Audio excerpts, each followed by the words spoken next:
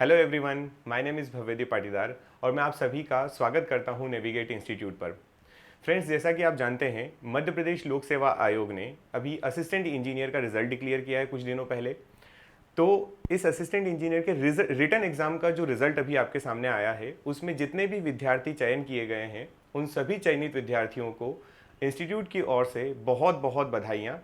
और साथ ही साथ मैं आपकी फैमिली को भी इस बात का कॉन्ग्रेचुलेट करना चाहता हूँ कि उनके लिए भी एक प्राउड मोमेंट है। उनके गाइडेंस में, उनके संरक्षण में आपने ये एग्ज़ाम क्लियर किया है।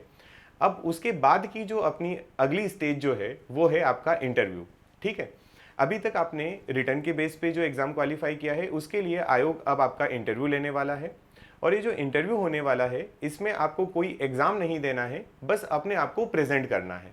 ठीक है, तो ये जो प्रेजेंटेशन है, यही पूरा इंटरव्यू है। अगर आप देखेंगे, अगर आपने कहीं इंटरव्यूज़ वगैरह देखे भी हैं, तो आपको ये बात एहसास होगी, आपको फील होगा कि आपका जो इंटरव्यू होता है वो केवल एक पर्सनालिटी चेक होता है। आपकी पर्सनालिटी को वो चेक करते हैं, क्योंकि आप जानते हैं अगर आपने टेक्निकल और नॉन टेक्निकल बहुत अच्छा पढ़ा है, तभी आपने ये एग्ज़ाम क्वालिफाई किया है।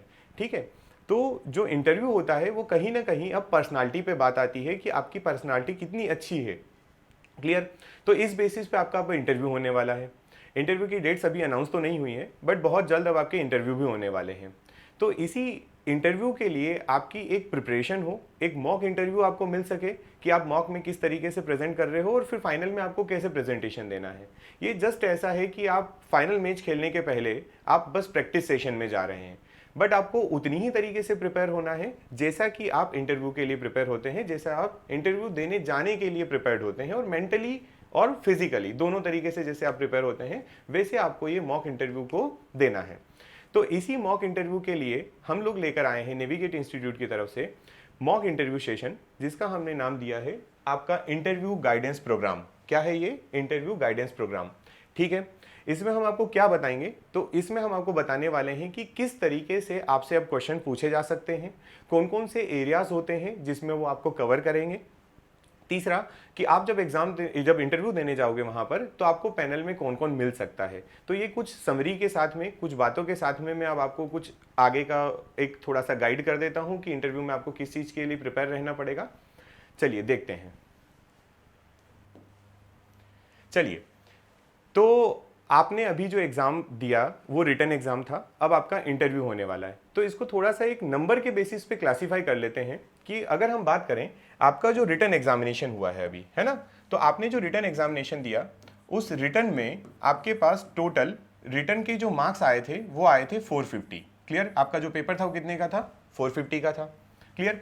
अब आपके पास आगे आने वाला है इंटरव्यू। अगर आप इंटरव्यू की बात करें तो इंटरव्यू आपका होने वाला है 50 मार्क्स का। कितने मार्क्स का?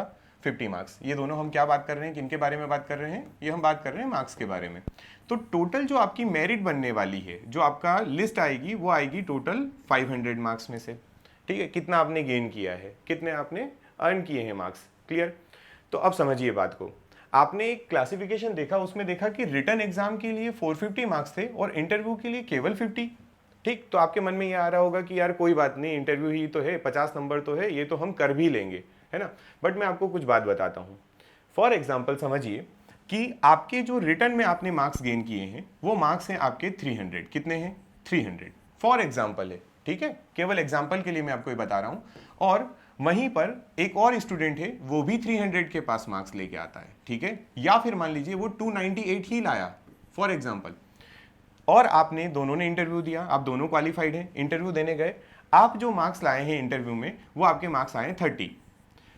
और जो एक बच्चा और था जो अप्रॉक्स आपसे रिटर्न में थोड़ा सा पीछे था, बट उसने इंटरव्यू के लिए थोड़े से अपने जो पॉइंट्स थे उनको ठीक किया, उसने अपनी पर्सनालिटी को थोड़ा ठीक किया, अपना बिहेवियर, अपना कम्युनिकेशन स्किल, अपनी ऑनेस्टी, अपने जो जितने भी इन्वायरमेंट में जो जो चीज़ें वो देख रहा है उसको प्रेजेंट करना सीखा अगर उसने इंटरव्यू में, और वो वहाँ पर 35 मार्क्स ले आता है।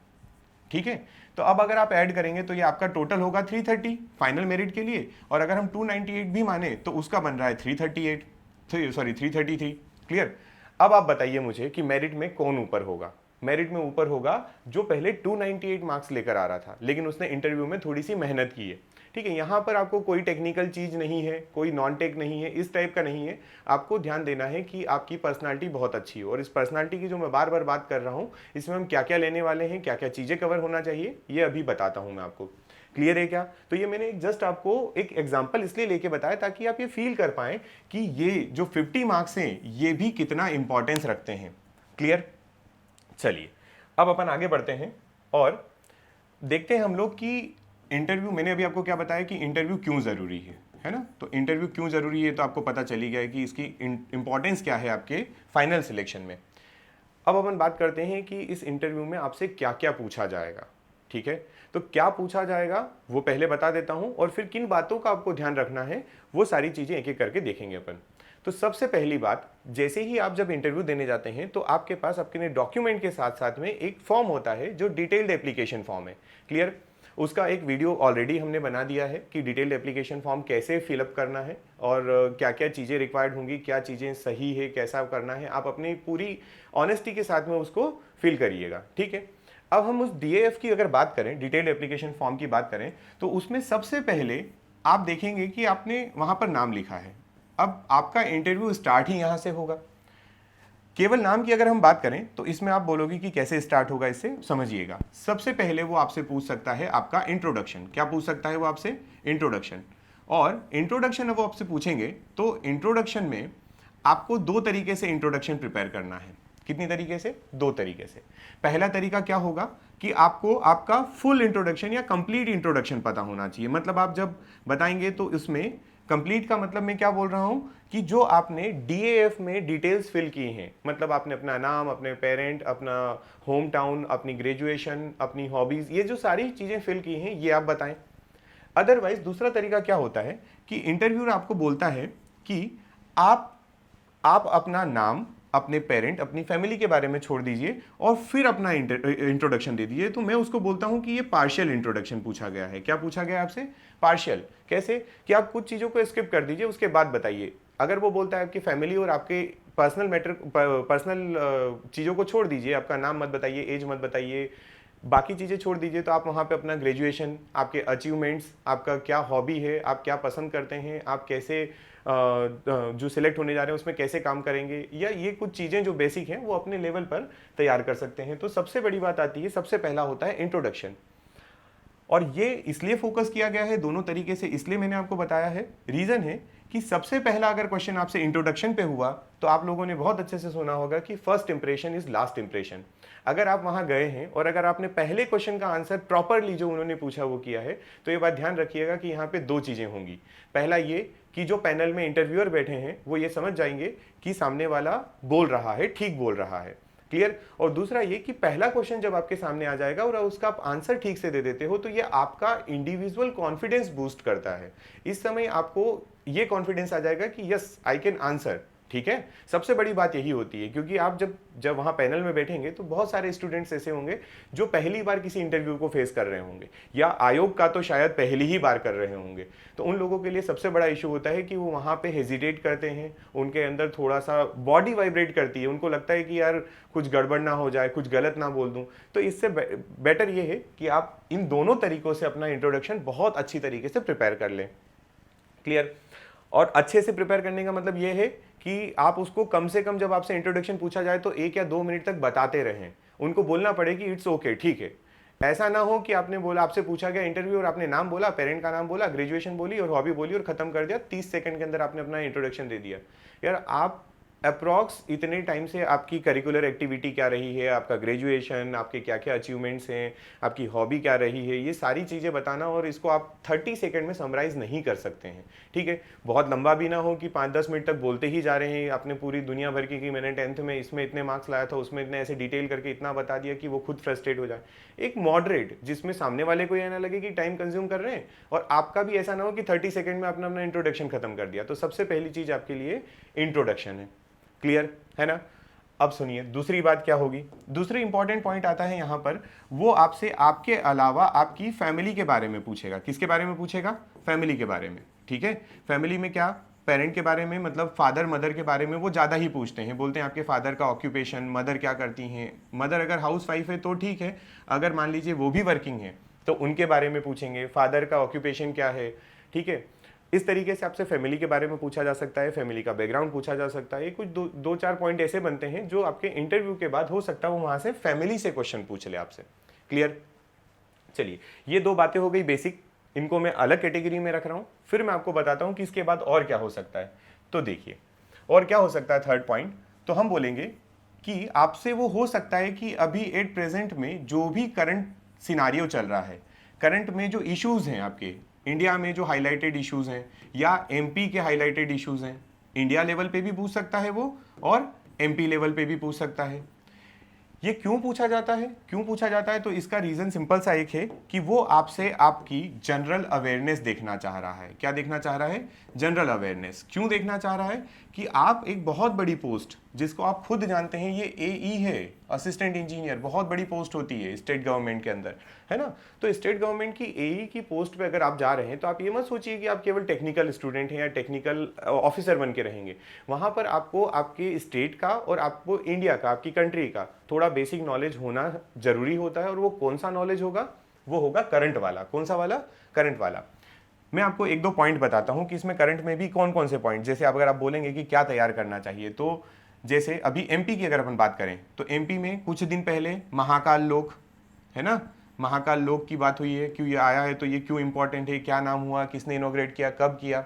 दूसरा, लेपर्ड्स बुलवाए हैं, चीता आए हैं अपने यहाँ, तो चीते को कहाँ रखा गया है, तो आपको वो सारी बातें कि कौन सा नेशनल पार्क है, कितने आए हैं, किसके बर्थडे के दिन आए थे, है ना, ये सारी बातें। और अभी ये 2 दिन पहले भी न्यूज़ में रहे हैं कि 2 चीतों को हमने खुले बाड़े में छोड़ दिया है, तो उसके बारे में पढ़ो। ये कब थे, एक्सटिंक्ट क्यों हुए हैं, कितने सालों बाद आए हैं, कौन सी गवर्नमेंट के अंडर में आए हैं, ऐसे कुछ बेसिक चीज़ें आपको ध्यान होना चाहिए।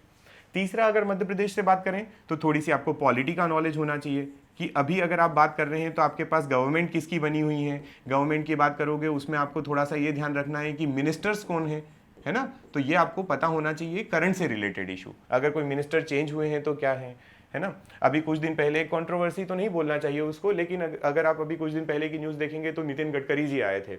उन्होंने मध्य प्रदेश की सड़क को लेकर कुछ आंसर कर दिया था कि मैं माफ़ी मांगता हूं कि मध्य प्रदेश में सड़क खराब हुई। कुछ एक जगह का नाम लिया था उन्होंने, ईस्टर्न मध्य प्रदेश का था आपका।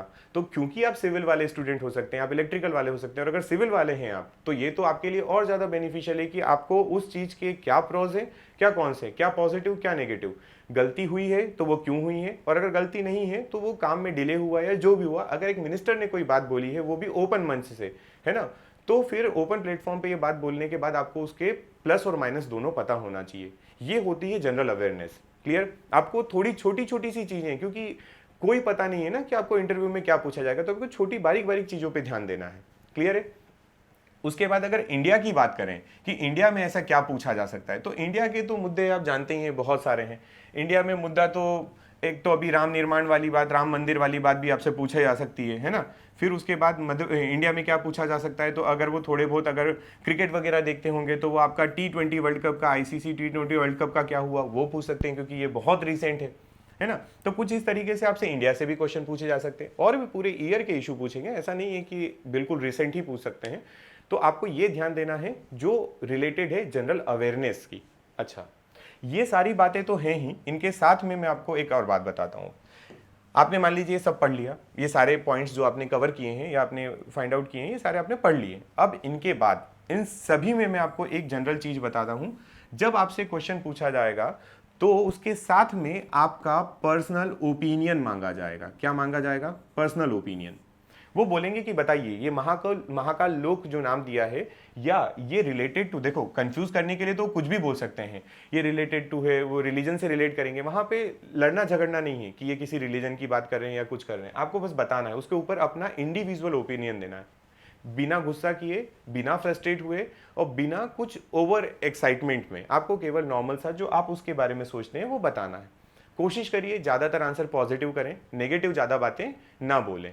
क्लियर, चाहे वो आपको फेवरेबल लगती हो या ना लगती हो, आप उसके दोनों पॉइंट्स बताएं, लेकिन थोड़ी सी प्लस में बताएं, क्योंकि अगर गवर्नमेंट कोई स्टेप लेती है या कोई काम कर रही है, मतलब उसमें कुछ ना कुछ अच्छा ही होगी तभी किया है, ठीक है। गवर्नमेंट में तो ऑफिसर्स भी इन्वॉल्व हैं, तो अगर उन ऑफिसर्स ने कोई डिसीजन लिया है, गवर्नमेंट ने कोई डिसीजन लिया है, तो वो सही होगा, है ना। तो थोड़ा सा पॉजिटिव आपको पूछा जा सकता है चीतों के बारे में। पॉलिटी से तो ये बिल्कुल बेसिक सा क्वेश्चन है, ये तो कोई बहुत बड़ी बात नहीं है। इनके ऊपर आपको अपना पर्सनल ओपिनियन तैयार करके रखना है, ठीक है। तो ट्रेंडिंग इश्यूज जितने भी हैं, करंट इश्यूज हैं, इसके ऊपर ध्यान रखिएगा। ये आपका एक और पर्सनालिटी बताता है कि आप कितने अवेयर हैं चीज़ों से, क्लियर। अब इसके बाद और आगे बढ़ते हैं हम लोग। तो अगला अपना क्या पॉइंट है, तो देखिए और आपसे क्या पूछा जा सकता है। अगला आपसे वो ये पूछ सकता है कि जहां पर आप हैं, ठीक है, मतलब जहां से आप बिलोंग करते हैं, मतलब आपकी लोकेलिटी जो है, या आपका मैं बोलूंगा होम डिस्ट्रिक्ट, क्या चीज, चलो इसको होम डिस्ट्रिक्ट ही रखते हैं। आपसे वो पूछ सकता है आप अपने होम डिस्ट्रिक्ट के बारे में बताइए, क्योंकि देखिए आप जिस डिस्ट्रिक्ट से बिलोंग करते हैं ये इतना तो है कि आपको उसके बारे में पता होना चाहिए। तो अब आप बोलेंगे कि होम डिस्ट्रिक्ट के बारे में क्या पता होना चाहिए, तो मैं इसको और ज़्यादा जनरल क्लासीफाई करके आपको बताता हूँ कि कैसे पता होना चाहिए। सुनिएगा, सबसे पहले आप जानते हैं ये सारी चीज़ें जो चल रही हैं आपके सामने, ये सब अवेयरनेस वाली हैं, पर्सनालिटी वाली हैं। ये आपकी पर्सनालिटी शो करती है कि आप कितना ज़्यादा अवेयर हैं चीज़ों से। सबसे पहले देखो आपके सामने आता है, मान लेते हैं हम पॉलिटिकल व्यू देखते हैं या पॉलिटी के रिस्पेक्ट में देखते हैं। किसके रिस्पेक्ट में, पॉलिटी के रिस्पेक्ट में। तो पॉलिटी के रिस्पेक्ट में आपको क्या पता होना चाहिए। पहली बात, अगर मान लीजिए यहाँ से कोई आपका पॉलिटिशियन है, क्या कोई व्यक्ति जो है वो पॉलिटिशियन में या तो एमएलए है या फिर वो एमपी है, मतलब वो हो सकता है कि विधायक हो, वो हो सकता है कि सांसद हो, तो उनके बारे में आपको अच्छे से पता होना चाहिए। अल्टीमेटली आपको विधानसभा और लोकसभा की सीट्स के बारे में पता होना चाहिए। किसकी सीट्स के बारे में, विधानसभा और लोकसभा, आपके होम डिस्ट्रिक्ट की। ये नहीं बोल रहे हैं कि आपके मध्य प्रदेश के 52 डिस्ट्रिक्ट से तो आप सबके बारे में पढ़ें, लेकिन इनके बारे में बिल्कुल पता होना चाहिए। अगर मैं इसी चीज को ज्योग्राफी से कनेक्ट करूं, किसको, कि आपके होम डिस्ट्रिक्ट की ज्योग्राफी के बारे में क्वेश्चन क्या पूछेगा, तो इसकी बहुत लंबी लिस्ट आती है। अब मैं उसमें से केवल हाईलाइटेड और इंपॉर्टेंट पॉइंट्स जो आपसे पूछे जाते हैं वो मैं कवर कर रहा हूँ। फर्स्ट ऑफ ऑल आपको पूछा जाएगा पॉपुलेशन के बारे में। किसके बारे में, पॉपुलेशन की, आपकी एमपी की पॉपुलेशन और डिस्ट्रिक्ट की पॉपुलेशन क्या है, तो ये आपको बिल्कुल पता होना चाहिए। पॉपुलेशन क्या है, पॉपुलेशन डेंसिटी क्या है, अगर आपके यहाँ की एजुकेशन लेवल बहुत अच्छा है, एजुकेशन का परसेंटेज बहुत अच्छा है तो वो याद रखिए। अगर आपके यहाँ का सेक्स रेशो बहुत अच्छा है तो वो, और बहुत कम है तो वो भी, क्योंकि जो इंटरव्यूअर बैठा होगा उसको आपके होम डिस्ट्रिक्ट के बारे में या बोलिए पूरे मध्य प्रदेश और इंडिया के बारे में बहुत अच्छा नॉलेज होगा। तो वो आप जब अपना होम डिस्ट्रिक्ट की बात करेंगे तो वो आपसे बिल्कुल क्वेश्चन पूछेगा, ठीक है। तो आपको ज्योग्राफी में एक तो ये चीज हो गई, और क्या, आप जिस जगह पे बिलोंग करते हैं वो किस प्लेट्यू के अंतर्गत आता है, क्योंकि आपको पता है मध्य प्रदेश को आपने पठार में बांटा हुआ है। अगर वहां पर कोई माउंटेन आ रहा है ना, सतपुड़ा, अरावली, ऐसा कोई माउंटेन वगैरह आ रहा है तो वो याद रखिए। अमरकंटक आ रहा तो वो याद रखिए, और उसकी पिक्स भी याद रखिए, है ना। और क्या याद रख सकते हैं आप, अगर आपका डिस्ट्रिक्ट जो है उसमें आपको सीजन्स के बारे में पता होना चाहिए। सीजन्स मतलब कि आपके यहाँ पानी कितना गिरता है, कम तो नहीं गिरता है, एवरेज से कम है, एवरेज से ज़्यादा है, कितना ईयरली एनुअल रेनफॉल कितना हो रहा है, कितनी गर्मी होती है, टेम्परेचर क्या है, उस तरीके से भी कुछ आपको ज्योग्राफी के बारे में पता होना चाहिए।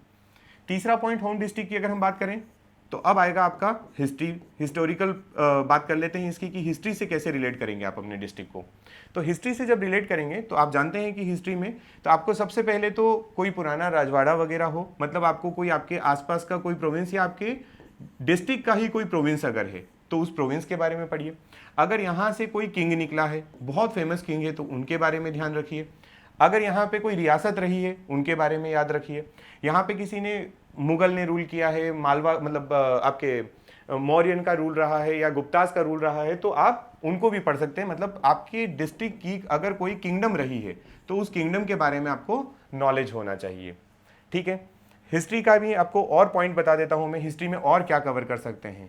तो हिस्ट्री में आप कवर कर सकते हैं, अगर मान लीजिए आपके कोई फ्रीडम फाइटर वहां से रहे हैं, ठीक है, आपके डिस्ट्रिक्ट के जो फ्रीडम फाइटर रहे हैं उनके बारे में भी आपको पता होना चाहिए कि किन्होंने हमारे इंडिपेंडेंस स्ट्रगल में मदद की थी या हेल्प की थी या कौन फाइटर रहे हैं, तो ये आपको यहाँ से पता होना चाहिए, क्लियर। इसके बाद होम डिस्ट्रिक्ट में और बातें आती हैं तो वो और कवर करवा देते हैं। होम डिस्ट्रिक्ट की बात कर रहे हैं अपन, तो होम डिस्ट्रिक्ट में और क्या होगा, देखिए अब मिसलेनियस की बात कर लेते हैं। मिसलेनियस मतलब कि अगर मान लीजिए आपके यहाँ पे कोई फेमस केव्स, गुफा वगैरह हैं, तो उनके बारे में पढ़िए। आपके आसपास पढ़ती है तो उनके बारे में भी पढ़िए, बिल्कुल पढ़िए। अगर आपको कोई टेम्पल है है ना, कोई मस्जिद है तो उसके बारे में भी याद रखिए। अगर आप भोपाल से बिलोंग करते हैं तो वहाँ पे मस्जिद के बारे में बिल्कुल क्वेश्चन पूछा जा सकता है। आपसे पूछा जाता है हिल्स के बारे में क्वेश्चन पूछा जा सकता है, क्योंकि आप भोपाल वाली बात आ गई है तो फिर मैं हिल्स भी बोल रहा हूँ, है ना। तो इस तरीके से आपको होम डिस्ट्रिक्ट के बारे में पता होना चाहिए। और क्या पूछा जा सकता है, तो हो सकता है आपसे पूछ लिया जाए वर्ल्ड हेरिटेज साइट के बारे में, है ना। मध्य प्रदेश की वर्ल्ड हेरिटेज साइट जो है, जो विश्व विरासत स्थल बोले जाते हैं, वो कहाँ पे है, क्या है। और क्या पूछा जा सकता है, तो आप अपने होम डिस्ट्रिक्ट के बारे में याद रखेंगे। किसके बारे में, राष्ट्रीय उद्यान नेशनल पार्क सेंचुरीज के बारे में याद रखेंगे, बायोस्फीयर रिजर्व के बारे में याद रखेंगे। ये याद रखने के साथ में और क्या करना है, तो आपको यहाँ पर कौन कौन से एनिमल जो फेमस है वो एनिमल्स के नाम आपको याद रखना है। यहाँ पे किस चीज़ के लिए आपकी सेंचुरी है, आपका जो नेशनल पार्क या बायोस्फीयर रिजर्व है वो फेमस है, वो बातें याद रखना है। ये आपका होम डिस्ट्रिक्ट की प्रिपरेशन होगी। ये बिल्कुल बेसिक प्रिपरेशन है, जितना आप जानते हैं ये मैंने थ्योरेटिकल बताया है आपको, क्योंकि देखिए बेसिक नॉलेज आपको सबको होता है ना। कोई महल है उसके बारे में आपको जानना पड़ेगा, कोई फोर्ट बना हुआ किसने बनाया, कब बनाया, वो आपको पता होना चाहिए। तो ये चीज़ें आपको बिल्कुल ध्यान रखना है इनके बारे में। इसके बाद और बात करते हैं, ये होम डिस्ट्रिक्ट की बात हो गई। हम कर रहे हैं कि पर्सनालिटी में आपसे और क्या चेक करेगा वो। तो अगली अपन बात करें तो देखिए हम लोगों ने होम डिस्ट्रिक्ट के बारे में पढ़ लिया। अब हम पढ़ने जा रहे हैं एक बात और, जिसमें आपको आपकी एजुकेशन के बारे में बहुत अच्छे से पता होना चाहिए। अब आप बोलेंगे कि सर हम खुद पढ़े हैं तो हमें तो पता होगा ही, है ना। आप इतना पढ़ें तो आपको बिल्कुल पता होगा, लेकिन आप अपनी देखिए 10th से नीचे कोई नहीं जाता। तो फ्रॉम 10th टू अगर आपने ग्रेजुएशन किया है तो ग्रेजुएशन, अगर आप ग्रेजुएशन के बाद पीजी भी कर चुके हैं, पोस्ट ग्रेजुएशन तो पोस्ट ग्रेजुएशन, और अगर आपकी पीएचडी भी हो चुकी है तो पीएचडी भी। इन सारी चीज़ों में 10th प्लस मैं यहाँ पे 12th भी कर देता हूँ, यहाँ से लगाकर 10th 12th से लगाकर पीएचडी तक, ये बातें आपको बहुत अच्छे से प्रिपेयर करना है। कैसे कि आपको 10th 12th के सब्जेक्ट्स भी पता होना चाहिए, आपका रोल नंबर पता होना चाहिए, आपके कितने परसेंटेज बने थे और किस ईयर में आपने क्वालिफाई किया है या किस ईयर में आपने उसको किया है। 10th 12th आपका किस ईयर में हुआ वो पता होना चाहिए। ग्रेजुएशन तो बहुत इंपॉर्टेंट है, क्योंकि आपकी एग्जाम ही ग्रेजुएशन बेसिस पे हो रही, तो यहाँ पे सारे सब्जेक्ट्स, ठीक है। प्लस आपका जो कॉलेज है उस कॉलेज की नॉलेज मतलब जैसे कॉलेज किस साल में ओपन हुआ था, कॉलेज किससे एफिलिएटेड है, वगैरह वगैरह कॉलेज के बारे में, ठीक है। और क्या, तो और आपका जो ग्रेजुएशन की जो आपके रोल नंबर हैं, ग्रेजुएशन का रोल नंबर, ग्रेजुएशन के परसेंटेज, ठीक है, और ग्रेजुएशन के सब्जेक्ट की बात तो मैंने पहले कर ही ली थी। सबसे इंपॉर्टेंट इन सब के अलावा एक चीज और आती है और वो होता है आपका प्रोजेक्ट वर्क। क्या होता है, प्रोजेक्ट वर्क। देखिए इंजीनियरिंग की है आपने तो आपको ये बात तो पता है कि फाइनल ईयर में आपने एक प्रोजेक्ट बनाया होगा, ठीक। अब वो प्रोजेक्ट का कई बार आप अपने डीएफ में मेंशन कर देते हो एप्लीकेशन फॉर्म में और कई बार नहीं करते हो, लेकिन सामने वाले को तो पता है ना कि आपने प्रोजेक्ट बनाया है। तो कई बार वो आपसे क्वेश्चन पूछ लेता है कि बताइए, आपने टेक्निकल के लिए अगर वो क्वेश्चन पूछना चाहेगा तो बोलेगा आपने किस प्रोजेक्ट पे काम किया था, आपने क्या बनाया। तो उस प्रोजेक्ट वर्क का आपको पूरी सिनॉप्सिस पता होना चाहिए। और अगर आपने कोई पेपर पब्लिश किया है ना, अगर आपने कोई पेपर पब्लिश किया है तो उस पब्लिश्ड पेपर के बारे में भी बहुत अच्छे से पता होना चाहिए कि कहाँ पब्लिश किया है, कब किया है, उसमें क्या लिखा था, क्या डिफरेंट था वो पेपर, ये सारी बातें। अच्छा, पीजी की अगर हम बात करें तो पीजी तो वैसा है कि पीजी में तो सबको पता है, अब पीजी में तो सबको पता है कि पीजी में ये काम तो होना ही है। कौन सा काम, प्रोजेक्ट वाला काम हुआ होगा, पेपर पब्लिश करने वाला। तो आपको यहाँ पर थीसिस के बारे में पता होना चाहिए अपनी, ठीक है। आप थीसिस के बारे में बहुत अच्छे से नॉलेज रखिए और पेपर के बारे में। पीएचडी की बात करेंगे वहां पर भी यही बात आएगी, थीसिस और जो आपने पेपर पब्लिश किए हैं उनके बारे में आपको पता होना चाहिए। ये आपका एजुकेशन का है। इसके साथ में अगर आपने कोई और एक्स्ट्रा करिकुलर एक्टिविटी की है, ठीक है, अगर आपकी एक्स्ट्रा करिकुलर एक्टिविटी है तो आपने क्या क्या अचीव किया है और वो अचीव किया है तो उसके लिए आपने क्या किया था, कैसे किया था, वो बातें आपको पूरी पता होना चाहिए। क्योंकि ये आपका पर्सनल अचीवमेंट है और पर्सनल अचीवमेंट के लिए तो आपको सारी बातें खुद आपने किया है तो आपको पता होना चाहिए, आपको बताते आना चाहिए, आपको प्रेजेंट करना है वहाँ पर, ठीक है, ये बातें है ना। और अब इसके बाद कुछ स्टूडेंट्स मैं आपको बताता हूँ, जैसे कुछ लोग होते हैं जिन्होंने कुछ एक्स्ट्रा वर्क किया होता है। जैसे फॉर एग्जांपल कोई सोशल वर्क कर रहा है, क्या कर रहा है, कोई सोशल वर्क करता है, ठीक है।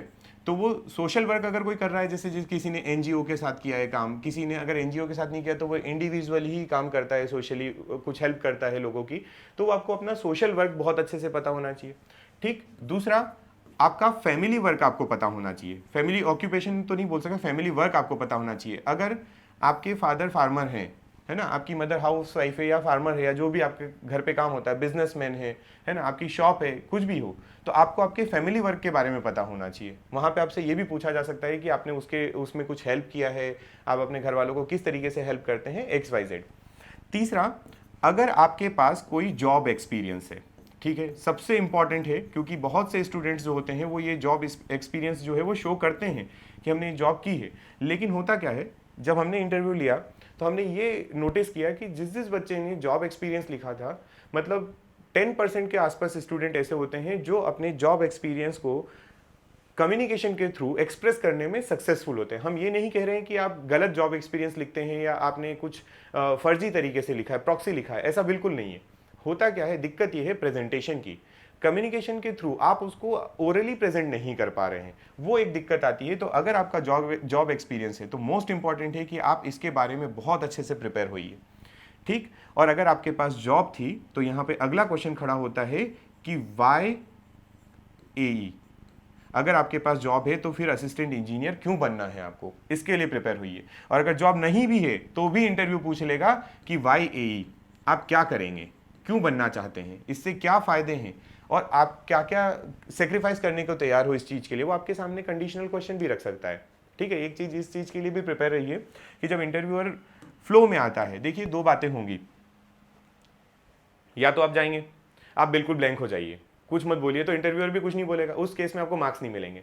लेकिन आप जा किस लिए रहे हैं, मार्क्स गेन करने के लिए ना, तो आप कुछ तो आंसर करेंगे। जब कुछ आंसर करेंगे तो इंटरव्यू उस पर क्रॉस क्वेश्चन करेगा। क्या करेगा, क्रॉस क्वेश्चन। और वो क्रॉस क्वेश्चन जो होते हैं उसके लिए कोई प्रिपरेशन नहीं होती है, उसके लिए केवल और केवल आपका वहां पर प्रेजेंट होना और आपका रिएक्शन, कि आपके पास जो चीज आई है, उस आपके सामने जो क्वेश्चन आया है उस क्वेश्चन के लिए आप कैसा रिएक्ट कर रहे हो, ठीक है। तो ये क्वेश्चन जो होते हैं, ये क्वेश्चन सारे कंडीशनल होते हैं। कैसे होते हैं, कंडीशनल। जैसे मैं आपको एक दो क्वेश्चन बताता हूं। मान लीजिए कि आपसे वो क्वेश्चन पूछ रहे हैं, आपके सामने कंडीशन रखेंगे, आपको बोल देंगे कि आपके जिले में आपको पोस्ट कर दिया गया है और वहां पर एक डैम वगैरह बनाना है जो आपके घर के, जिसमें आपका घर भी डूब में आ रहा है, तो क्या आप वो पास होने देंगे या आप उसको रोकेंगे, आप उसके क्या क्या पॉजिटिव्स देखते हैं, क्या क्या नेगेटिव देखते हैं। तो वहां पर ऐसे कंडीशनल जो आप अनएक्सपेक्टेड होगा आपके लिए, आप इसकी प्रिपरेशन नहीं करते हैं, बस आपको क्या करना है, वहां पर रिएक्ट करना है। कैसे रिएक्ट करना है, और रिएक्ट भी होना चाहिए पॉजिटिवली। ऐसा नहीं कि पता चला आप अपना इंडिविजुअल सोच रहे हो और उनको आंसर कर दिया, बिल्कुल नहीं। आपको अपना आंसर पॉजिटिव रखना है, ठीक है। तो ये कुछ पॉइंट्स हैं जो पर्सनालिटी के अंदर में जनरली पूछता हूँ, हर बार पूछा गया है स्टूडेंट से। और एक पॉइंट और बता देता हूँ आपको। तो हमने स्टार्ट किया था कहाँ से, हमने स्टार्ट किया था कि आपके बेसिक इंट्रोडक्शन में क्या क्या पूछेगा, फिर आपको बताया है कि क्या करंट इश्यूज़ हैं, मतलब आपको थोड़ा सा अवेयर होना है, जनरल अवेयरनेस। फिर उसके बाद आपको अपने होम डिस्ट्रिक्ट की पूरी डिटेल मैंने बता दी है। ये आपको तो बेसिक है, बिल्कुल इतना तो पता होना ही चाहिए। इसके अलावा अगर आपको इन्फॉर्मेशन मिलती है तो आप वो भी कवर करके रखिए। फिर उसके बाद ये एजुकेशन से रिलेटेड अगर कुछ है तो ये, और लास्ट एंड ये पॉइंट्स हो गए जो मिसलेनियस टाइप समझ लीजिए। मैं आपको एक पॉइंट और बताता हूं जो बहुत प्यारा है, और इस चीज़ को लेके बहुत से बच्चे बोलना चाहिए कि वो सोचते हैं कि ऐसा कुछ नहीं होता है, लेकिन मैं अपने पर्सनल एक्सपीरियंस से, अपने फ्रेंड्स के, अपने सीनियर्स के जो इंटरव्यू के एक्सपीरियंस है, जिनको मैंने पूछा है, जिनको मैंने देखा है, जिनसे मैं लाइव इंटरेक्शन में रहा हूँ, जिनके मैं साथ रहा हूँ, जिन्होंने इंटरव्यू दिया है, तो उन लोगों के एक्सपीरियंस और अपने पर्सनल एक्सपीरियंस से मैं आपको एक बात बोलता हूँ। आपके इंटरव्यू में एक क्वेश्चन जरूर आपकी हॉबी के ऊपर होगा। किसके ऊपर होगा, हॉबी के ऊपर, ठीक है। अभी हॉबी के ऊपर क्वेश्चन होगा ना, है ना, ये क्वेश्चन कुछ ऐसा होता है, आप पहली बात तो स्टूडेंट्स फिल कर देते हैं, क्रिकेट है हमारी हॉबी, कुकिंग है हमारी हॉबी, गार्डनिंग हमारी हॉबी है, रीडिंग हमारी हॉबी है, मूवीज़ हमारी हॉबी है, कुछ इस तरीके से हॉबीज़ बना देते हैं, है ना। कुछ लोगों ने ये भी लिखा है कि हम लोग मॉर्निंग वॉक पे जाते हैं, ये हमारी हॉबी है, ठीक है। वो लिखते हैं कि मुझे ट्रैवलिंग करना बहुत पसंद है, ये हॉबी है उनकी, ठीक। कोई एक ने लिखा है कि कार ड्राइविंग उनकी हॉबी है। तो ये जो आप हॉबीज़ लिखते हैं, तो पहली बात तो ये कि हॉबी लिखते समय सबसे बड़ी बात है आपकी ईमानदारी की। किसकी, ईमानदारी। अगर आपने अपनी हॉबी बनाई है, मतलब आपने उसको क्रिएट किया है ना, हॉबी क्रिएट नहीं होती, याद रखिएगा। अगर आपने हॉबी क्रिएट की है तो आप आगे जाकर फंस जाएंगे, क्योंकि आपने उसको ऑनेस्टी के साथ में नहीं बताया है। अगर आपका लिटरली आपका क्रिकेट फेवरेट है तो आपको क्रिकेट की ABCD और क्रिकेट के हिस्ट्री और करंट में जो चल रहा है वो पूरा पता होना चाहिए। अगर आपने बोला है कि मुझे जिम करना पसंद है, तो जिम के बारे में आपको ABCD पता होना चाहिए, क्या क्या वर्कआउट्स होते हैं, कितनी कैलोरी बर्न होती है, ऐसी कुछ चीज़ें। मैं आपको बिल्कुल बेसिक एग्जाम्पल दे रहा हूँ कि आप जब यहाँ आएँ और आप अपना मॉक इंटरव्यू फेस करें, तो उस मॉक इंटरव्यू में आप ये चीज़ें पहले से प्रिपेयर करके आएँ, ताकि आपका फर्स्ट इंटरव्यू से ही आपका इंप्रूवमेंट या आपकी वो कॉन्फिडेंस जो रहे वो अलग लेवल पे चले आए। ठीक है, चलिए, तो ये हॉबी के लिए बिल्कुल प्रिपेयर रहिएगा बहुत अच्छे से। जो आप हॉबी लिख रहे हैं वो पहली बात तो सही होना चाहिए, ट्रू होना चाहिए, आपकी हॉबी होना चाहिए। और दूसरा, जो लिख रहे हैं वो पता होना चाहिए। जैसे बहुत सारे स्टूडेंट्स जो हैं वो कुकिंग लिखते हैं। क्या लिखते हैं? कुकिंग। अब सामने इंटरव्यूअर जो बैठा होगा वो तो क्वेश्चन पूछेगा ना कि कुकिंग में क्या, व्हाट डू यू कुक, है ना? तो वो आप बताएंगे उसको कि मैं ये कुक कर लेता हूं। अगर आपने कुछ यूनिक आंसर दे दिया, अगर आपने यूनिक आंसर दिया, तो गारंटी है कि वो आपसे उस क्वेश्चन पे नेक्स्ट क्वेश्चन पूछेगा। ठीक है, जैसे अगर आपने नॉर्मल क्वेश्चन बोला कि कुकिंग में मैं सर खाना बना लेता हूँ डेली का, तो वहाँ पे कोई क्वेश्चन नहीं पूछेगा। पर आप बोल रहे हो कि मैं ये स्वीट बना लेता हूँ, मैं ये कर लेता हूँ कुकिंग में, तो उस समय फिर आपसे क्वेश्चन पूछा जाएगा कि आप बताइए उसकी प्रोसेस क्या है ना? और ये आप मत सोचिए कि आप टेक्निकल का इंटरव्यू देने जा रहे हो तो ये नहीं पूछेगा। ये बहुत बेसिक चीज़ें, आपने डिटेल्ड एप्लीकेशन फॉर्म में अगर उनको ये चीज़ें नहीं पूछना होती तो वहाँ पर ये ऑप्शन ही नहीं देते कि आप अपनी हॉबीज़ के बारे में बताइए। समझ रहे हैं आप? पॉइंट समझिए कि अगर उन्होंने पॉइंट दिया है कि आप अपनी हॉबीज बताइए, हॉबी बताइए, मतलब वो आपसे इंटरव्यू में क्वेश्चन पूछ सकते हैं। ठीक है, तो इस बात का आप ध्यान रखेंगे। क्लियर है यहाँ तक? अब सारी बातें खत्म होने के बाद मैं लास्ट में आपको आपके इंटरव्यू के लिए कुछ टिप्स, ये टिप्स ऐसी है कि आप सभी के लिए ये काम करेगी। आपको ये बातें ध्यान रखना है, और ये बातें कहीं से पढ़ के नहीं सीखी जा सकती है, और ना ही इसको कोई बता सकता है आपको, और ना इसको आप बाजार से परचेज कर सकते हैं। ठीक है, ये कुछ ऐसी चीजें हैं जो प्रैक्टिस के साथ आती हैं, जो आपके मॉक इंटरव्यूज देने के साथ में आती है, या ये आपके एक्सपीरियंस के साथ आती हैं। ठीक है, तो पहली चीज, मोस्ट इंपॉर्टेंट जो चीज है वो है आपकी कॉन्फिडेंस। क्या है? कॉन्फिडेंस। ठीक है, सबसे बड़ी बात यह होती है कि अगर आपको चीजें आ रही है, अगर आपको जो क्वेश्चन पूछा गया, अगर वो आपको बनता है, आपको पता है, तो इसमें आपका कॉन्फिडेंस शो होना चाहिए। आप उसको कॉन्फिडेंटली रिप्रेजेंट करें, उनके सामने प्रेजेंट करें कि देखिए सर, इसके बारे में मुझे इतना पता है। क्लियर? तो यहाँ पर अगर कॉन्फिडेंस की बात की है तो मैं आपको इसके नेगेटिव पॉइंट्स बताता हूँ। कुछ बच्चे इस कॉन्फिडेंस को समझते हैं, कॉन्फिडेंट रहिए, है ना, मतलब कॉन्फिडेंट रहने का कुछ बच्चे ये समझते हैं कि हमें हर क्वेश्चन का आंसर करना है। क्या करना है? हर क्वेश्चन का आंसर करना है। तो वो हो जाते हैं ओवर कॉन्फिडेंट। क्या हो जाते हैं? Over confident. ठीक है, और कुछ बच्चे होते हैं जो पैनल को देख के पैनिक करने लग जाते हैं, और जो पैनिक करते हैं तो उनको पता जरूर था, लेकिन वो हो जाते हैं अंडर कॉन्फिडेंट। क्या हो जाते हैं वो? Under confident. उनको ये लगता है कि यार अब ये क्वेश्चन पूछ लिया, अब क्या करेंगे? आंसर अंदर ही अंदर तो पता था, लेकिन वो एक्सप्रेस नहीं कर पाए। तो ये चीजें आपको नहीं होना चाहिए। ना आपके अंदर ओवर कॉन्फिडेंस होना चाहिए, ना आपके ऊपर अंडर कॉन्फिडेंट में रहें आप रहें अपने कॉन्फिडेंस लेवल पे। क्लियर? ठीक है, तो ये चीज हो गई। दूसरी बात जो इंपॉर्टेंट आती, अब इसको मैं आपको क्या बोल रहा हूं कि ये चीज ऐसी नहीं है कि आप इसको मार्केट से परचेस कर सकें। ये केवल एक्सपीरियंस, और आप 2-4 मॉक इंटरव्यूज वगैरह दीजिए और आप उस सिचुएशन को एक्सपीरियंस करिए, तो आपको ऑटोमेटिक होने लगता है। Day by day, mock by mock आप इस चीज को सुधार सकते हैं।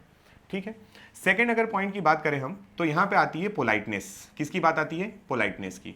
अब पोलाइटनेस, देखिए आप कोई भी हो, ठीक है, आप बिजनेसमैन हैं, आप जॉब करते हैं, आप बड़ी जॉब में हैं, छोटी जॉब में हैं, आप गवर्नमेंट एम्प्लॉय हैं या प्राइवेट जॉब कर रहे हैं, आपको कितना एक्सपीरियंस है, आप टीचर हैं, आप कोई भी हैं, इंटरव्यूअर के सामने, अभी मैं इतनी बात बोल सकता हूं यहां से, इंटरव्यूअर के सामने आप हमेशा और हमेशा कम एक्सपीरियंस वाले बंदे हो। क्यों? क्योंकि इंटरव्यू जो लेने बैठे हैं उन्हें एक्सपीरियंस होगा 25 साल का, 30 साल का, 35 साल का। तो आई थिंक 35 साल की तो आपकी जॉब नहीं रही होगी जितना उनका एक्सपीरियंस है, या 35 साल शायद आपकी 35 ईयर तो एज नहीं होगी। तो अगर इतने एक्सपीरियंस्ड व्यक्ति अगर आपके सामने वहां बैठे हैं पैनल में, तो आपको जो भी प्रेजेंट करना है विथ पोलाइटनेस होना चाहिए। आपकी नम्रता वहां पर चरम पर होना चाहिए। आप बाहर कैसे हैं कोई मैटर नहीं करता, उस दिन आप इतने विनम्र रहिए कि सामने वाला जानबूझकर आपको आपके ना बोलने पर भी कोई मार्क्स दे दे, कि बोले यार इसने ना भी इतना प्यारे तरीके से बोला कि सर आई डोंट नो, मैं इस क्वेश्चन का आंसर नहीं जानता, तो उसके भी आपको मार्क्स दे दे। ये आपकी पोलाइटनेस होना चाहिए। क्लियर है? उसके बाद तीसरी चीज क्या इंपॉर्टेंट होगी? तीसरी चीज होगी प्रेजेंटेबल होना। क्या इंपॉर्टेंट है यहाँ पे? प्रेजेंटेबल होना। अब ये प्रेजेंटेबल होने का मतलब क्या है? तो सुनिएगा मेरी बात ध्यान से, बहुत ध्यान से, क्योंकि इस पॉइंट को कई बच्चे मिस इंटरप्रेट करते हैं। और मैं ये मानता हूँ कि अगर आप इंजीनियर हैं, अगर आपने इंजीनियरिंग कंप्लीट कर ली है, आपने पोस्ट ग्रेजुएशन कर ली है, आपने एई का पेपर दिया है जिसका रिटर्न आपने क्लियर कर लिया है, तो शायद आपका मेंटल स्टेटस ऐसा नहीं है कि आप ये वर्ड ना समझ पाएं। अब बहुत सारे बच्चे इसको मिस इंटरप्रेट करते हैं। वो बोलते हैं प्रेजेंटेबल में कुछ पॉइंट्स आते हैं, जैसे कम्युनिकेशन स्किल। क्या आता है? कम्युनिकेशन स्किल, पहली बात, ठीक है। दूसरा, वो आपको जस्ट पहले नंबर पे देखेंगे तो आपकी ड्रेसेस या क्लॉथ से चेक करेंगे, ठीक है, ठीक। और क्या देखेंगे? आपके जेस्चर, पॉस्चर वगैरह देखेंगे, ठीक है। तो भाई साहब, कम्युनिकेशन स्किल तो तब होगी जब आप उनको विश करेंगे, मे आई कम इन सर, कैन आई सेट, या जो भी बातें हैं। तो कम्युनिकेशन स्किल में जरूरी नहीं है कि आप वहां जाकर इंग्लिश ही बोलें, है ना। यहां पर आपकी लैंग्वेज मैटर नहीं करेगी, आप हिंदी में भी बोल सकते हैं। यू कैन प्रेफर इंग्लिश और Hindi, any one of the language. दूसरा, बात आती है क्लोथ्स की। जब कपड़ों की बात आती है तो बहुत सारे बच्चे इंटरव्यू में क्वेश्चन पूछते हैं कि क्या ब्लेजर नेसेसरी है, क्या हमें ये नेसेसरी है, क्या वो नेसेसरी है। तो मैं आपको अपना इंटरव्यू पैनल का एक्सपीरियंस बताता हूँ। जब मैंने इंटरव्यू लिए, जब हम इंटरव्यू पैनल में थे, तो ये बातें क्या होती है ना कि आपको कोई नहीं बोलता कि ये चीज़ें जरूरी है, वो चीज़ें जरूरी है, बट क्यों बोलना पड़ता है? मॉक इंटरव्यू में आप मॉक इंटरव्यू देने आ रहे हैं और आप टी शर्ट और जीन्स में आ रहे हैं, जो कि बिल्कुल गलत है। आप अपना मॉक भी उसी तरीके से प्रिपेयर करिए ना जैसे आप फाइनल इंटरव्यू देने जाने वाले हैं। जैसे अगर मान लीजिए आप कोई गेम खेलते हैं, तो आप अपनी प्रैक्टिस भी तो उतनी अच्छी करेंगे। या आपने, चलो आप ही का एग्जांपल ले लेता हूं, आपने जो फाइनल पेपर दिया है, रिटन एग्जामिनेशन दिया है, तो जो आपने पेपर में क्वेश्चन सॉल्व किए हैं, क्या आपने पहले उनको उस तरीके से नहीं किया था? क्या आपने उनको देख के छोड़ दिया था? क्या आपने फाइनली पेपर देने के टाइम पे ही उनको सॉल्व किया था? ऐसा होता नहीं है, ठीक है। तो सबसे पहली बात, अगर आप इंटरव्यू देने आ रहे हैं, मॉक इंटरव्यू देने आ रहे हैं, तो आपकी क्लॉथिंग या आपकी ड्रेसिंग भी वो होना चाहिए जो आप अपने फाइनल इंटरव्यू में पहन के जाने वाले हैं। जरूरी नहीं है ब्लेजर हो, लेकिन कपड़े एटलीस्ट उस पर आयरनिंग की हुई हो। दूसरा, एक सबसे बड़ा प्रॉब्लम, कुछ स्टूडेंट आए थे जो स्लीपर्स में आए थे। अब आप सोचिए, बच्चा इंटरव्यू देने के लिए पैनल के सामने बैठा है, एक स्टूडेंट जो एई बनने वाला है और वो स्लीपर में आया है, तो ये एक नेगेटिव इंप्रेशन क्रिएट करता है, ठीक है। तो चाहे आप मॉक इंटरव्यू दे रहे हो, चाहे आप फाइनल में जा रहे हैं, आप अपने आप को मॉक में ही बैठ के कंफर्ट फील करवा लीजिए ना। अगर आपने ब्लेजर पहना तो आप डेली ब्लेजर पहन के आइए, आपको वो ब्लेजर का फील आएगा। आप बैठेंगे तो आपको ये फील होगा कि चलिए ठीक है, मॉक में या फाइनल में हम ऐसे ही बैठ रहे हैं। आपको जो शूज़ फाइनल में पहनना है, आप वो मॉक में भी पहन के आइए। क्या वो शूज़ कंफर्टेबल हैं? क्या वो 3 घंटे या 6 घंटे अगर आपको वहाँ वेट करना पड़ा तो वो बैठने देंगे या नहीं? आप उसमें डिस्कम्फर्ट तो नहीं फील कर रहे हैं? ये बातें सारी बहुत छोटी होती हैं। कुछ स्टूडेंट इन बातों को नहीं समझ पाते हैं, कुछ उसको अदरवाइज ले लेते हैं, कुछ बोलते हैं कि हमें ऐसा बोला गया। अगर आप टी शर्ट में आ रहे हैं, आप अपना शर्ट आउट करके आ रहे हैं, तो ये बिल्कुल बोला जाएगा, मॉक इंटरव्यू के पैनल में भी बोला जाएगा कि आपने अपना ड्रेसिंग सेंस सुधारिए। और ड्रेसिंग सेंस सुधारने का सेंस कहीं नहीं होता है कि ब्लेजर ही पहनना है। तो ये बहुत ध्यान से समझिए, आप मिस इंटरप्रेट मत करिए, आप ग्रेजुएट्स हैं, ठीक है। चलिए, तीसरा है पॉस्चर की बात करें अगर अपन, तो पॉस्चर कैसा होना चाहिए? आप अपने पैर को एक पैर के ऊपर फोल्ड करके नहीं बैठ सकते हैं। आप जब चेयर पे बैठेंगे सामने, तो आप अपने हाथ पैर को मूव नहीं करवाएंगे, है ना। एक स्टेबल आपका क्या होना चाहिए? पॉस्चर होना चाहिए। आपका बैठने का तरीका एकदम, आपकी बैकबोन जो होना चाहिए वो स्ट्रेट होना चाहिए। आप ऐसे लूज नहीं बैठना, क्योंकि लूज बैठोगे तो आपकी बॉडी लैंग्वेज ही बिल्कुल चेंज हो जाएगी। वो लगेगा कि यार ये पहले से नर्वस है। नर्वसनेस शो नहीं होना चाहिए, और कई बार वो पॉस्चर से हो जाती है, इसलिए आप उसका ध्यान रखिए। क्लियर है यहाँ तक?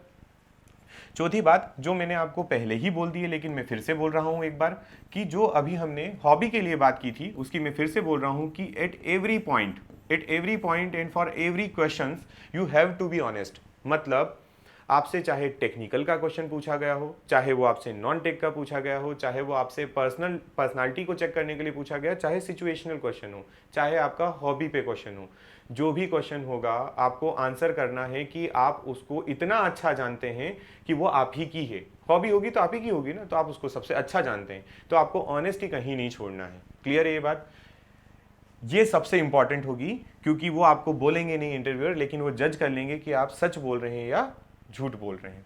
और इन सब के बाद जो एक चीज और होगी वो होगा आपका पॉजिटिव बॉडी लैंग्वेज। क्या होगा? Positive body language. मतलब जब आप उनके सामने बैठे हैं तो आप इस तरीके से प्रेजेंट करिए कि yes, you are ready for the getting the job, है ना। आप एई बन चुके हैं ऑलरेडी, बस ये इंटरव्यू देने के लिए तो आप केवल फॉर्मेलिटी करने आए हैं, ठीक है। तो आपका बॉडी लैंग्वेज ऐसा होना चाहिए। अब बॉडी लैंग्वेज की बात की है तो फिर से मैं एक बात बोल देता हूं कि आप इसको यहां पर मत लेकर चले जाना, ओवर कॉन्फिडेंस और अंडर कॉन्फिडेंट नहीं होना है बिल्कुल भी। बॉडी लैंग्वेज जो होना चाहिए वो बिल्कुल परफेक्ट होना चाहिए, है ना, सूटेबल हो जो आपकी एग्जाम के लिए। एंड लास्ट, अगर ये इसको मैं फोर्थ कहूँ, ये आपका फिफ्थ पॉइंट, तो मैं लास्ट आपको एक पॉइंट और बोलना चाहता हूं, ठीक है। It is do not argue, ठीक है। आर्ग्यूमेंट्स नहीं होना चाहिए वहां पर। अगर आपके पैनल में इन जनरल 3 मेंबर्स होते हैं, अगर ज़्यादा फ्री होते हैं तो 5 हो जाते हैं, बट अभी क्या है कि इतने इंटरव्यू देने के लिए इतने स्टूडेंट्स हैं कि पैनल में 3 पैनलिस्ट आपको मिलेंगे, इंटरव्यूअर 3 ही मिलेंगे, जिनमें मोस्ट प्रोबेबली 2 जो होंगे वो टेक्निकल फील्ड के होंगे, जो टेक्निकल का अच्छा नॉलेज रखते हैं, और एक जो होंगे वो non technical plus personality development या पर्सनालिटी चेक। और ये मत सोचिए कि जिनने आपसे टेक्निकल का क्वेश्चन पूछा है वो आपसे डिस्ट्रिक्ट के बारे में नहीं पूछ सकते, आपकी हॉबी के बारे में नहीं पूछ सकते, बिल्कुल भी नहीं। आप ये जज नहीं करने वाले होते हैं कि कौन क्वेश्चन आपसे पूछेगा और कौन नहीं पूछेगा, क्या क्वेश्चन पूछा जाए क्या नहीं पूछा जाए। आपको बस इस चीज के लिए प्रिपेयर होना है कि आपसे जो पूछा जाए उसका इन सब चीजों को ध्यान रखते हुए आपको आंसर करना है। क्लियर? आप अगर टेक्निकल में बहुत स्ट्रांग है और आपको सामने वाला 3 बार मना कर रहा है, 2 बार मना कर रहा है कि दैट यू आर रॉन्ग, तब आप आंसर करिए कि सर हो सकता है कि मैं गलत याद रख पा रहा हूँ, मैं गलत या मैं भूल गया हूँ, मेरी गलती होगी, बट आई रिमेंबर दिस, मुझे इतना याद है सर। अगर आप अपनी जगह सही होंगे तो उनको बताना नहीं पड़ेगा, वो खुद इंटरव्यूअर है, वो इतने एक्सपीरियंस्ड है कि वो जानते हैं कि आपने सही बोला है या गलत बोला है, वो बस आपको चेक कर रहे होते हैं। तो आर्ग्यूमेंट बिल्कुल भी नहीं होना चाहिए किसी एंगल से भी, किसी से भी। अगर वो गलत बोल रहे हैं देन इट्स ओके, आप डिप्लोमेटिकली आंसर करिए ना, आप बोलिए उनको कि सर आई डोंट नो, जो आप बोल रहे हैं ये, या तो अगर आपसे वहां पे ओपिनियन भी मांग लेते हैं तो बोल देना कि सर मेरा ओपिनियन इससे थोड़ा डिफरेंट है, अगर आप अपनी बात को लेकर 100% श्योर हैं तो। ये बातें समझ में आई क्या? जितनी बातें मैंने आपको बताई हैं ये आपके मॉक इंटरव्यू के लिए या ये आपके इंटरव्यू के लिए बहुत इंपॉर्टेंट है, ये बातें आपको ध्यान रखना है, और इन्हीं बेसिस पे, इन्हीं से घूमता फिरता, इन्हीं से मिलता जुलता आपका इंटरव्यू होने वाला है। ठीक है, आप इनका ध्यान रखिए, आप मॉक इंटरव्यू दीजिए, आप सेशंस करिए, आप अपने मिरर के सामने खड़े रहकर कुछ बोल के देखिए, ताकि आपका सेल्फ डेवलपमेंट भी हो।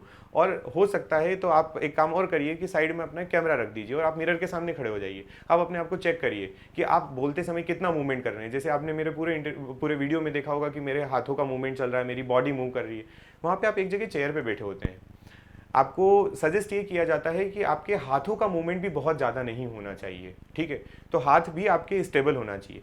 प्लस आप वहाँ बैठकर पैर को नहीं हिला सकते, फिंगर्स टैप नहीं कर सकते अपने थाई पे, ऐसा ये सारी चीज़ें जो छोटी छोटी माइनर चीज़ें होती हैं इनका आपको ध्यान रखना पड़ेगा। और ये जो 50 मार्क्स हैं, ये जो 50 मार्क्स हैं, मैं आपको बस लास्ट एक बात बोलना चाह रहा हूँ कि आप इनको 50 मत समझिए, ठीक है। ये वही वाली लाइन है जिसको क्रॉस करके आप आपके सिलेक्शन और आपके बोलना चाहिए आप वेटिंग लिस्ट में आ सकते हैं, समझ गए। आपको नहीं पता है कि क्या कट ऑफ जाने वाला है, कितना जाएगा कितना रहेगा। आप इन 50 में से अगर आपने रिटर्न क्वालिफाई किया है तो आप 50 के लिए जी जान लगा दीजिए। आप अपना इतना एफर्ट लगाइए कि आपको इस 50 में तो अब कोई कसर ना छूटे। जो आपने रिटर्न दिया है वो हो चुका है, उसका रिजल्ट भी आ गया है, फिर से कॉन्ग्रेचुलेशन आप सिलेक्ट हुए हैं तो, बट अभी आपके लिए बात है ये 50 मार्क्स, ठीक है। तो इसके बाद और अगले वीडियो में हम आपको कुछ टिप्स और देंगे। अभी इन बातों को आप प्रिपेयर करिए जल्दी से जल्दी। और जैसा कि आपको बताया था, नेविगेट इंस्टीट्यूट ने 20 नवंबर से, कब से, 20 नवंबर से इंटरव्यू गाइडेंस प्रोग्राम स्टार्ट किया है, तो आप इसको ज्वाइन कर सकते हैं। आप डे बाय डे देखेंगे कि आप में इंप्रूवमेंट होगा, और ये नेसेसरी भी होता है, क्योंकि पैनल के सामने पहली बार अगर आप बैठेंगे तो बहुत हेजिटेट करेंगे, बहुत नर्वस होंगे, लेकिन जब आपको यहाँ पे एक पैनल मिल जाएगा तो आप थोड़ा फेमिलियर हो जाते हैं उन चीज़ों से। और ये जो फेमिलियर होना है ना, ये अपने आप को एक्सप्रेस करने में बहुत हेल्प करता है, फेमिलियर होना। तो इसी के साथ बस इतनी बातें आप ध्यान रखेंगे, और थैंक यू सो मच।